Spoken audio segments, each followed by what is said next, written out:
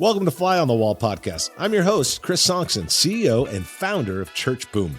Here you get to sit in on a live coaching session as I coach pastors through the ministry challenges we all face. If you find this podcast helpful, please make sure to like, subscribe, and share. Hey everyone, welcome to the podcast with my buddy, Pastor Nathan in Tennessee. And we are talking about what do great leaders do, or what are they doing in the nation that others are not. So great pastors that are growing churches, what are they doing that others are not? It is a great conversation. You are going to love it. Before we jump into it, make sure to check out churchboom.org. We have a coaching certification program. If you have ever thought of being a coach, regardless of the size of your church, you could add value to pastors and value to leaders and help pastors and leaders grow by becoming a coach. Go to churchboom.org and check out the Church Boom Coaching Certification Program. It's all digital. You go at your own speed and you will love it.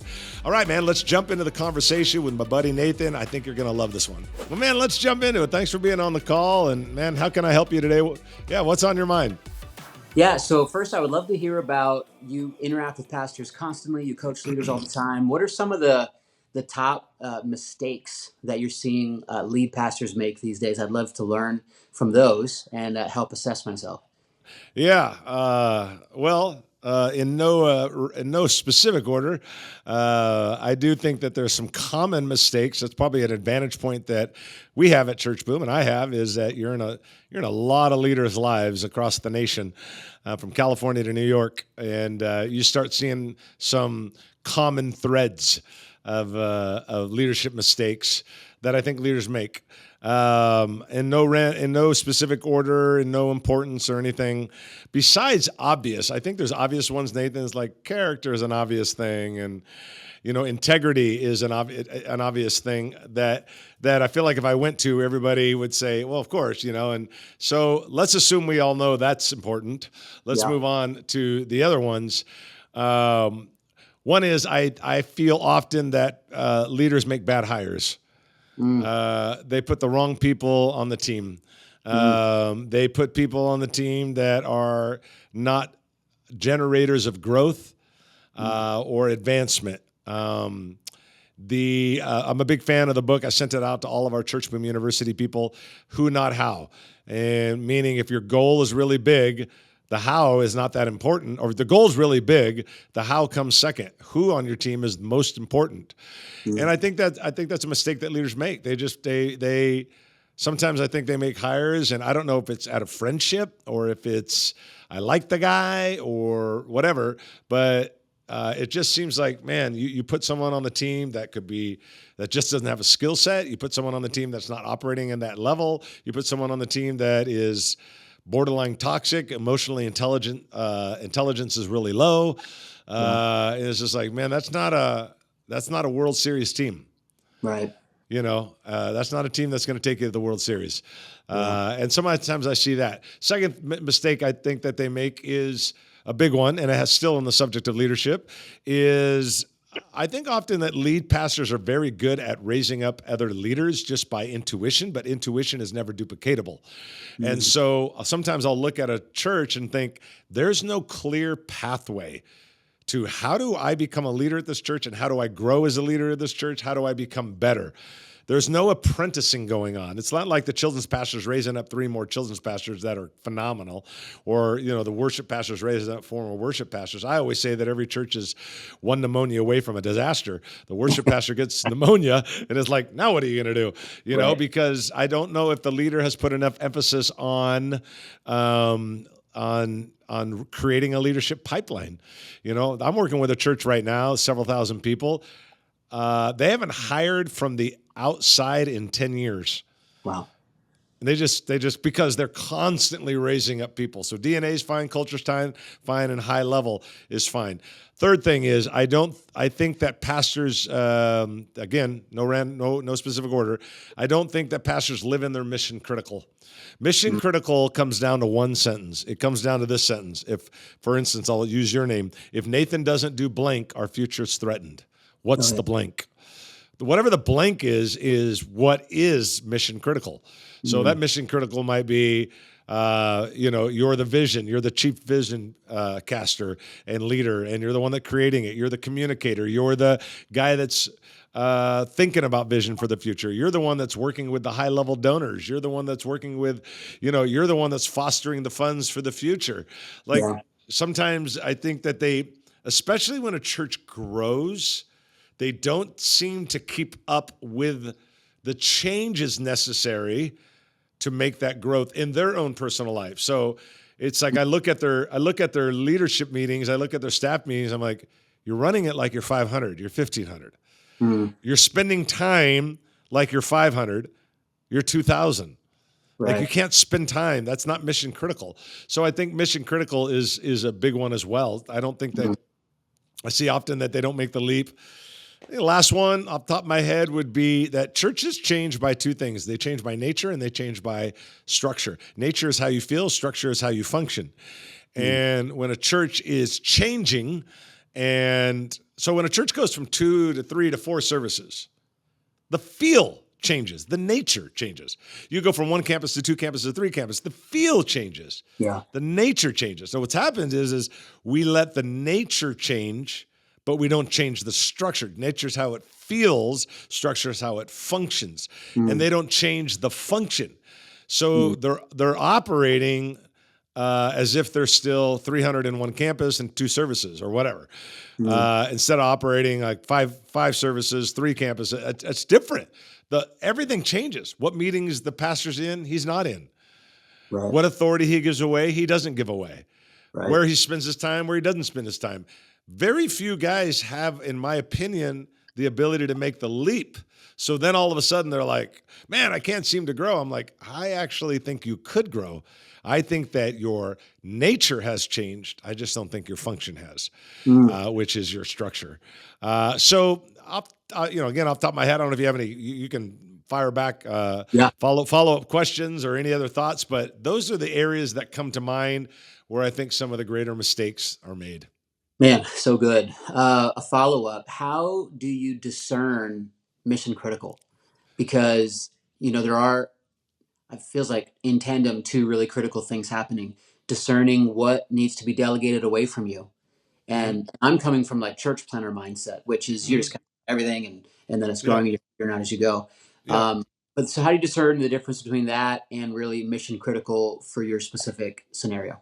Yeah. So mission critical, there's really 4 layers of mission critical. Mm. And if I was, on a whiteboard, I would do something like this. I'd draw a little circle, then I'd draw another circle and another circle and another circle, like a target, Mhm. for dartboard, or like the target at Target, the store, the little Yeah. target, Yeah. Yeah. there's 4 levels. The center one is the one you really want to focus on, which is mission critical. Hmm. Mission critical is, again, if I don't do blank, our future's threatened. So Yeah. you could say that about the lead pastor. You could say that about the children's pastor. If I Right. don't go get, I'm going to mock that a little bit, have some fun with on the children's pastor. But if I don't go to Costco and get the snacks, our future's threatened. Well, that's not true. Right. If I don't run off the curriculum for Sunday morning, our future's threatened. That's not true.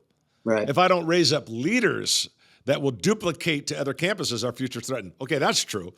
You Right. see how all of a sudden it's like, oh, well, that became true. So mission Right. critical important. Now let's go to on the outside. The Yeah. outside is called external pressure. Mm. So think of the outside, that outside rim on a target, dartboard, whatever, is that outside rim is external pressure. External pressure sounds like this, and it takes you away from mission critical. External pressure takes you away from mission critical.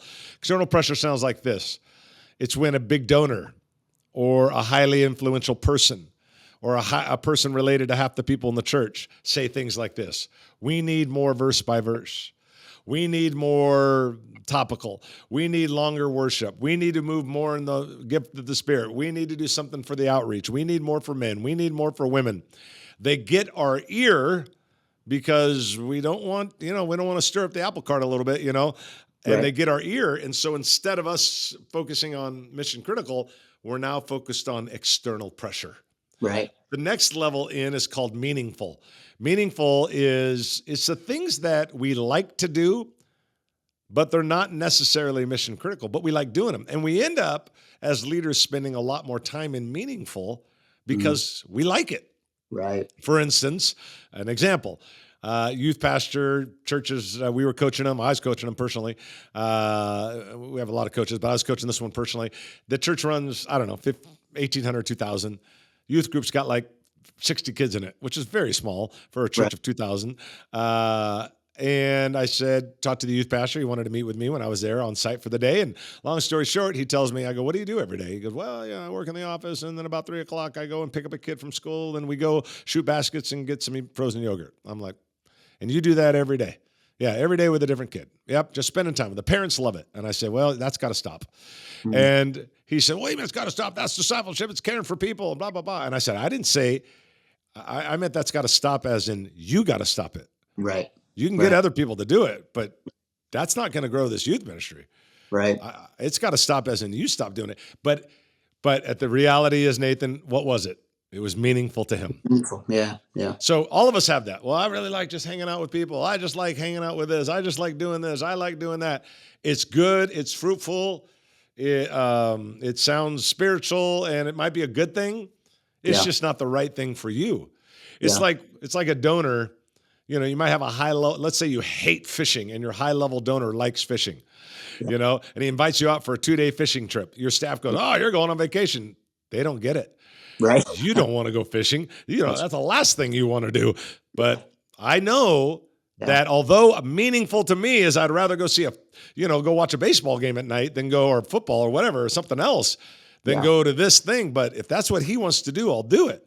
So we want to do things that are meaningful. Then the third level in is called highly important. Mm. Highly important are the things that are important to do, need to be done. They just don't need to be done by you, but they Right. still need to be done. Right. And the way I determine highly important, the example I always use between highly important and mission critical is if you and I were at LAX, you're from LA, you get the idea. LAX is a zoo. You Yeah. go there at 2 a.m, there's 25,000 people there, and you're like, what are you all doing here at 2 a.m? But if they announced, let's say you and I were sitting there right now, and they announced, oh, the toilets aren't working and all the water's been turned off. You can't walk across the street to go to the bathroom at LAX. That's Right. a disaster. I mean, huge disaster if all the water went out. Right. But because there's 25,000 people there. But if at the same time they announce, oh, by the way, the air traffic control just went out. Mm. Now all of a sudden it's like, oh, the toilets don't really matter. I mean, it may Right. smell, it may get ugly in there, but it Right. isn't. It isn't quite mission. It's really important. I mean, really important. Yeah. But it's still not mission critical. Wow. That's where you have to determine, Right. like, it's really important, but it's Yeah. still not mission critical. So you got to find 3 or 4 lanes or buckets, whatever you want to call them. If I was drawing them out, I might do 4 circles or 3 circles and say, okay, what's the most important thing that Nathan does? Developing leaders, that's an important thing. Raising funds, that's an important thing. Creating and casting vision, that's an important thing. You know, whatever. Now, what you want to do is you want to take everything you do and say, okay, if I were to put those in that, what am I doing right now that fits in that lane? Mm. What am I not doing that should go in that lane? Mm. So let's say you had a list of 30 things that you do every week or every month. It doesn't matter if it's 30 things. And you say, in my 3 lanes, about 15 of them fit. What do you do with the leftover 15 that are not in your lane? Mm. That don't fit in that lane? They don't fit in developing leaders and all the things that we said. Here's what you do. You eliminate, delegate, or automate those leftover things. Mm. You eliminate it altogether. Like, I don't need to be doing it, and nor does anybody else. Yeah. Delegate, I got to get someone else to do it. It's still important, but I got to get someone else to do it. Yeah. Automate is there are some things you can automate, very few in our world, but you can. But the point is you're getting rid of everything because you're doing everything you can. Now, how much time should be spent in mission critical? About 70% of your working time is spent on mission critical. Yeah. 30% you're going to be diving into emergencies, diving into got-a-minute meetings, diving into highly important. You're going to dive into other things, but you Right. got to know that 70% of it is in your current mission critical. I don't know if that helps.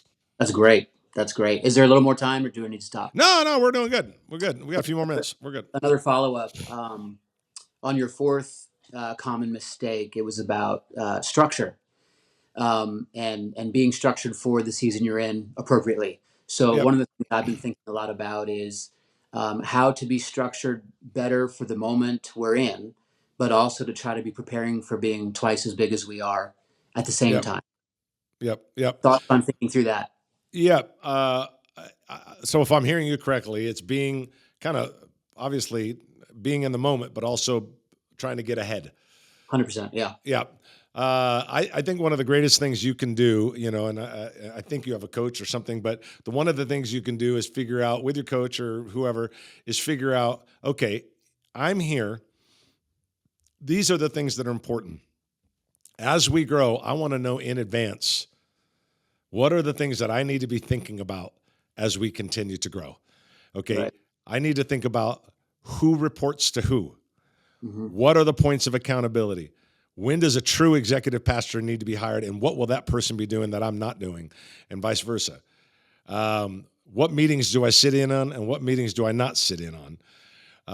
All of those things have to be considered. So I think you have to live in the moment you're now, and which I think is obvious, but also I love it because you have to be thinking further, farther, faster than anybody else. Right. And you got to be thinking like, okay, I see this coming. It may be 6 months from now. It may be 18 months from now. I don't know when it is, but I see this happening. And um, it's almost like a gate. You know that gate's coming, and you know that you're growing, and you're going to hit that gate. When you hit it, the gate goes up, and it releases. Like, okay, now we change meetings. Then you go to the next. Okay, now we do. You need to know what is coming, and a Yeah. lot of it's going to be based on meetings, structure, accountability, who Yeah. reports to who your next hire is, how your staff meetings, definitely how your staff meetings change, Mm. from going staff meetings to MLT to DLT, different things like that. How What you're is doing what this. is MLT and DLT? Ministry leadership teams and director leadership or directional leadership teams. Mm. So, or whatever you can call it, strategy leadership team. It doesn't really matter, Right. but it doesn't really matter. What matters is like, when does that change? Yeah. And then if you're multi-site, when do you like create a headquarters and now you have someone over that campus? Like, you need to know what domino is going to follow, because if you get there and you're like, oh man, we need to do this now, and then it takes you 8 months to find the right person and then 4 months to implement it, you just kind of almost pause things for a year. Mm. Versus, nope, I can see that's coming. Like right now, I can just tell you, I just had a meeting with our team recently on the church boom side of my life, and we have determined over the next 12 to 18 months, here's the hires we need to make, here's the shifts we need to make, here's the accountability roles we need to change. Mm. And it's already starting to move towards that because we can see what's happening on the trajectory, and the changes have got to be made. You Wow. have to think about all of those things, and you have to be ready for them, not playing catch up. Once you start playing catch up, then nature has changed, but structure hasn't. And once that does, that's where bell curve starts to take place. Right. Oh, so good, Yeah. man. Does that help? Helps wonderfully. All Thank you. right. Anything else you want to chat about? One of my other thoughts was, and it might be a similar answer, honestly. I was thinking, some of the common mistakes, but I was also thinking, what are some of the absolute best practices you're seeing in really flourishing leaders and teams? In your observations? Uh, Quickly in my head, I'm thinking of a few churches where I'm like, man, they're killing it. I'm coaching them, but they're killing it. They're in the thousands and they're just growing July, one of the churches we're coaching had the record highest number attendance in the history of the church for the whole month in July. Yeah. I'm like, get ready for the fall because this is going to be. Yeah. But I'm thinking about those churches, and I would go back to a couple things that we already said, but I think they do really, really well in developing leaders. Hmm. I think they do really well in hiring from within. Right. I think they do really, really well with that. I think that they are fast, fluid, and flexible. They're willing to make changes. Their staff is not married to anything or a title. If it's got to change, it's got to change. It's not a 3 months, talk to them. That guy's upset. Let's talk about it again. He feels left out. Like, there's just not a lot of that. It's like, you're doing that now, you're doing that now, because that's where we got to go. Okay, let's go. And fast, fluid, and flexible is a really, I think, a big thing. So I would say just a couple things: fast, fluid, and flexible, staying mission critical, which we've talked about, but definitely I think those that are being progressive are realizing they're raising up leaders. Because I think the day of calling your denomination or calling your local university is quickly coming to a close. Mhm. Like if you're not raising up leaders within and you don't have a lot of relationships around the nation, you're in Yeah, trouble. 100%. It's already come. That those Yep. doors are pretty much closed. Yeah. Well, I was trying to be nice to Yeah. Yeah. denominations and universities. Yeah. Yeah. Yeah. That's I know not. it. Yeah. I know a Christian university that says that they're in their mission that they're to raise up leaders. They graduated 600 in June, and 2 are going to go in the ministry. Right. Where are they coming from, man? They're not coming. Right. And I think Right. great leaders see that and are adjusting accordingly. So good. Yeah. Yeah. Well, cool, man. Hey, dude, I got to jump to the next one. Dude, it's awesome hanging out with you. It's great seeing your face. And, man, I Good to love see what God's doing with you in Tennessee. I think you're the right man for that place. There's no doubt about it. And I hear nothing but great things, and I know it's just going to continue to flourish. Thanks, So brother. Really keep good up. to see you. Yeah, good to see you, man. Keep up the good work. Yeah. Thank you. All right. See you, bud. Hey, I hope you enjoyed the conversation with Nathan, just talking about what great leaders are doing across the nation that others are not doing. Also, don't forget to check out churchboom.org. I encourage you to check out the Church Boom Coaching Certification Program. Whether your church is 100 or 1,000 or 10,000, you could add value to pastors and you could become a coach. And we've got a program for you. It's all digital. You move at your own speed. You will absolutely love it. So go to churchboom.org and check out the Church Boom Coaching Certification Program and become a coach and add value to other leaders. We'll see you next time on the Fly on the Wall podcast.